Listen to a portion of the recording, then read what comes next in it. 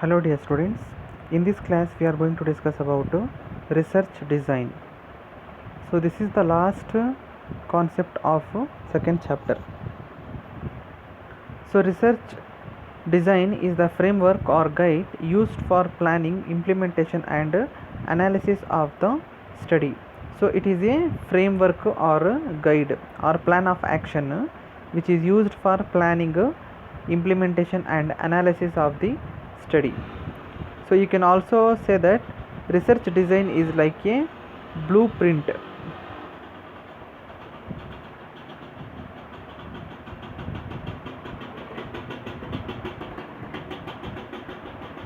So it's like a blueprint which guides the implementation, analysis and planning of a research.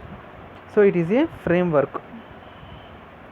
It is a systematic plan of what is to be done, how will be done, how the data will be analyzed. So planning in advance and systematically ಏನು ಮಾಡಬೇಕಾಗುತ್ತೆ, ಯಾವ ಥರ ಇನ್ಫಾರ್ಮೇಷನ್ನ collect ಮಾಡಬೇಕು ಮತ್ತು ಯಾವ data ಯಾವ ಥರ analyse ಮಾಡಬೇಕು. ಸೊ ಡೇಟಾ ಏನೋ ಪಡ್ಕೊಳ್ತೀವಿ, ಬಟ್ ಅದು ಅನಲೈಸ್ ಮಾಡೋದು ತುಂಬ ಇಂಪಾರ್ಟೆಂಟ್ ಆಗಿರುತ್ತೆ. ಯಾಕಂದರೆ ಅನಾಲಿಸಿಸ್ ಮಾಡೋದು ರಿಸರ್ಚರೇ, ರೆಸ್ಪಾಂಡೆಂಟ್ಸ್ ಅನಲೈಸ್ ಮಾಡಲ್ಲ.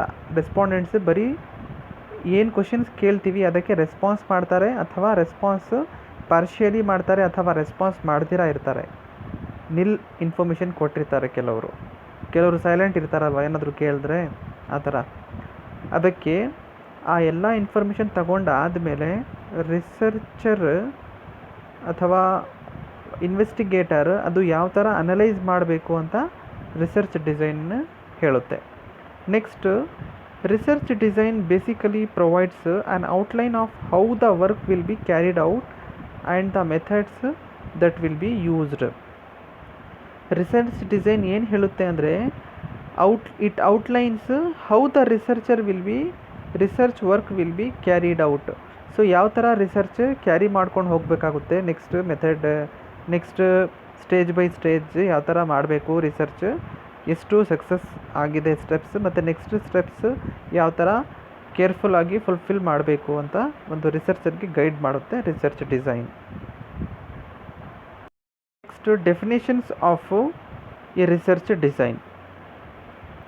A research design is a broad plan that states objectives of research project and provides the guidelines what is to be done to realize those objectives.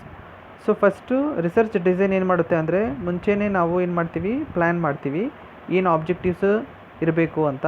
So ಆ objectives ತಕ್ಕಂತೆ ಇದು ಒಂದು guidelines prepare ಮಾಡ್ಕೋಬೇಕು. ಆ ಗೈಡ್ಲೈನ್ಸ್ನ ಯಾವ ಥರ realise ಮಾಡಬೇಕು ಅಥವಾ ಫುಲ್ಫಿಲ್ ಮಾಡಬೇಕು ಆ ಆಬ್ಜೆಕ್ಟಿವ್ಸ್ ಅಂತ ಪ್ರಯತ್ನ ಮಾಡಬೇಕಾಗುತ್ತೆ ನಾವು. ಅರ್ಥ ಆಗ್ತಾ ಇದೆಯಾ? So planning is journey and preparing for the journey of research is research design. And it is A plan structured and strategy of investigation of answering the research question. So ಈ ಒಂದು strategy ಆಗಿರುತ್ತೆ. ಏನು investigate ಮಾಡಬೇಕಂದ್ರೆ answering the research question. So ಏನು ಕ್ವಶನ್ಗೆ answer ಹುಡುಕಬೇಕು ಅಂತ ಇರ್ತೀವಿ, ಆ ಒಂದು ಪ್ರಯತ್ನ ರಿಸರ್ಚ್ ಡಿಸೈನಲ್ಲಿ ಸಿಗುತ್ತೆ ನಮಗೆ. Next, it is overall plan or blue print as I said earlier the researcher select to carry out their study. So ಇದು ಒಂದು ಓವರಾಲ್ ಪ್ಲ್ಯಾನ್, ಒಂದು ಕಂಪ್ಲೀಟ್ ಮಾಡೆಲ್ ಪ್ರಿಪೇರ್ ಮಾಡ್ತೀವಲ್ವಾ. ಈಗ ಒಂದು ಏನಾದರೂ ಒಂದು ಅಪಾರ್ಟ್ಮೆಂಟ್ ಅಥವಾ ಲೇಔಟ್ ರೆಡಿ ಮಾಡೋಕ್ಕೆ ಮುಂಚೆ, ಕನ್ಸ್ಟ್ರಕ್ಟ್ ಮಾಡೋಕ್ಕೆ ಮುಂಚೆ ನಾವು ಒಂದು ಮಾಡೆಲ್ ಮಾಡ್ತೀವಿ.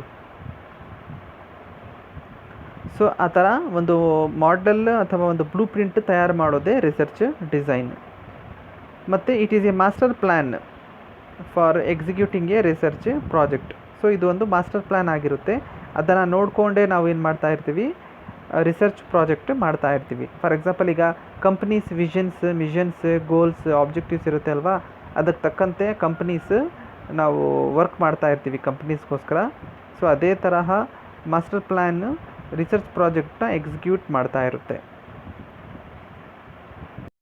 ಸೊ ಏನಕ್ಕೆ ಇದು ಮಾಡೋದು ರಿಸರ್ಚ್ ಡಿಸೈನ್, ಏನು ಪರ್ಪಸ್ ಅಂತ ಹೇಳಿದ್ರೆ, first purpose is to provide answer to the research question.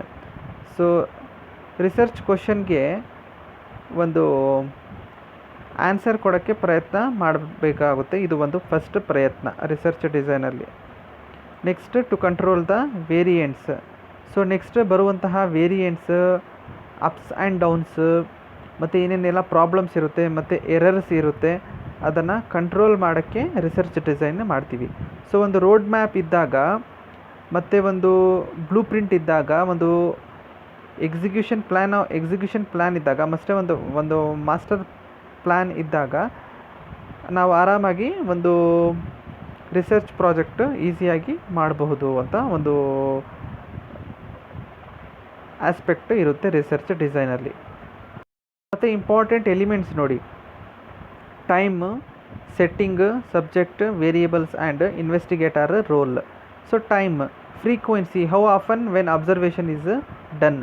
So plan ಮಾಡ್ಕೋಬೇಕು ಎಷ್ಟು ಟೈಮ್ಗೆ ನಾವು ಎಷ್ಟು ಇನ್ಫಾರ್ಮೇಷನ್ ಕಲೆಕ್ಟ್ ಮಾಡ್ತೀವಿ ಅಂತ. ಫಾರ್ ಎಕ್ಸಾಂಪಲ್, ಈಗ ನಾನು ಕ್ಲಾಸ್ ಮಾಡಬೇಕಂದ್ರೆ ಎಷ್ಟು ಟೈಮ್ ಕ್ಲಾಸ್ ಮಾಡಬಹುದು, ಯಾಕಂದರೆ as per the time table ನಾನು ಯಾವ ಥರ ಪ್ರಿಪೇರ್ ಆಗಬೇಕು ಮತ್ತು ಎಷ್ಟು ಲೆಕ್ಚರ್ ಕೊಡಬೇಕು, ಆ ಒಂದು ಟಾಪಿಕ್ನ ವಿತಿನ್ ಹಾಫ್ ಆನ್ ಅವರ್ ಅಥವಾ ವಿತಿನ್ 1 ಅವರ್ ಯಾವ ಥರ ಕಂಪ್ರೆಸ್ ಮಾಡ್ಕೋಬೇಕು ಅಂತ ಒಂದು ಪ್ಲ್ಯಾನಿಂಗ್ ಆಗಿರುತ್ತೆ ಟೈಮಲ್ಲಿ. ನೆಕ್ಸ್ಟ್ ಸೆಟ್ಟಿಂಗ್, ಅದು ನ್ಯಾಚುರಲ್ ಆರು ಲ್ಯಾಬೊರೇಟರಿ ಸೆಟ್ಟಿಂಗ್ ಆಗಿರುತ್ತೆ.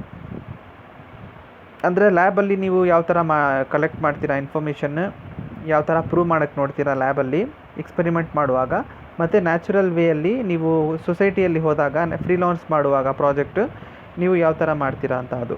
Next subject. ಸೊ ಸಬ್ಜೆಕ್ಟಲ್ಲಿ individual who take part in study or who will be the observed. So ಇದರಲ್ಲಿ ಯಾರ್ಯಾರು ಪಾಲ್ಗೊಳ್ತಾರೆ ರಿಸರ್ಚ್ ಆ್ಯಕ್ಟಿವಿಟಿಯಲ್ಲಿ, ಸಂಶೋಧನೆ ಕಾರ್ಯದಲ್ಲಿ ಯಾರ್ಯಾರೆಲ್ಲ ತೊಡ್ಕೊಳ್ತಾರೆ, ಸೊ ಅದು ಒಂದು ಸತಿ ನೋಡಬೇಕಾಗುತ್ತೆ ನಾವು. ಸೊ ಇಂಡಿವಿಜುವಲ್ಸ್ ಯಾರ್ಯಾರು ಅದರಲ್ಲಿ ಪಾರ್ಟಿಸಿಪೇಟ್ ಮಾಡೋರು ಇದ್ದಾರೆ ಅಂತ ನೋಡಬೇಕು. ಮತ್ತು ಅಂದರೆ ಮೇನಾಗಿ ಯಾರ್ಯಾರು ಹೂ ಆರ್ ಮೈ ರೆಸ್ಪಾಂಡೆಂಟ್ಸ್ ಅಂತ ನೋಡಬೇಕು ಸಬ್ಜೆಕ್ಟಲ್ಲಿ. ಮತ್ತು ವೇರಿಯೇಬಲ್ಸ್. ಸೊ ವೇರಿಯೇಬಲ್ಸಲ್ಲಿ ಸ್ಪೆಷಲಿ ಫೋಕಸ್ ಆನ್ ಸ್ಟಡಿ.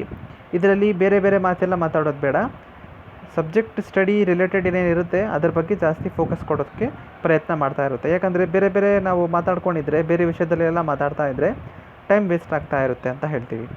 ಮತ್ತು ಇನ್ವೆಸ್ಟಿಗೇಟರ್ ರೋಲ್. ಇದರಲ್ಲಿ ಕಂಡೀಷನ್ಸ್ ಇರುತ್ತೆ ಕೆಲವೊಂದು, allocative participant to different conditions.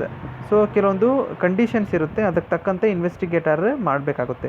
ಇನ್ವೆಸ್ಟಿಗೇಟರ್ದು ಕೆಲವೊಂದು ರೋಲ್ ಇರುತ್ತೆ, ಯಾಕಂದರೆ complete study is for and by the people and for the people, isn't it? At last he is going to give some conclusion and some outcomes to the society. So ಆ ಆಬ್ಜೆಕ್ಟಿವ್ಸಲ್ಲಿ ಇರುತ್ತೆ ಅಲ್ವಾ, ಅದರಲ್ಲಿ ಏನಾದರೂ ಒಂದು ಲಾಸ್ಟಲ್ಲಿ ಒಂದು ಔಟ್ಕಮ್ ಇರಬೇಕು, benefit, ಸೊಸೈಟಿಗೆ ಏನಾದರೂ ಒಂದು ಬೆನಿಫಿಟ್ ಇರಬೇಕು ಅಂತ ಇರುತ್ತೆ. ಅದಕ್ಕೆ ಆ ಸೊಸೈಟಿಯಿಂದ ಇನ್ಫಾರ್ಮೇಷನ್ ಕಲೆಕ್ಟ್ ಮಾಡಿ ಮತ್ತು ಆ ಸೊಸೈಟಿಗೆ ಅದರಿಂದ ಆಗುವಂತಹ ಲಾಭಗಳು ಕೊಡಬೇಕಾಗುತ್ತೆ. ಅದು ಒಂದು ಇನ್ವೆಸ್ಟಿಗೇಟರ್ ರೋಲ್ ಆಗಿರುತ್ತೆ. ಕೆಲವೊಂದು ಕಂಡೀಷನ್ಸ್ ಇರುತ್ತೆ ಆ researcher and investigator are both are same. So ಅದೊಂದು ಫಾಲೋ ಮಾಡುವಂಥದ್ದು important element of research design.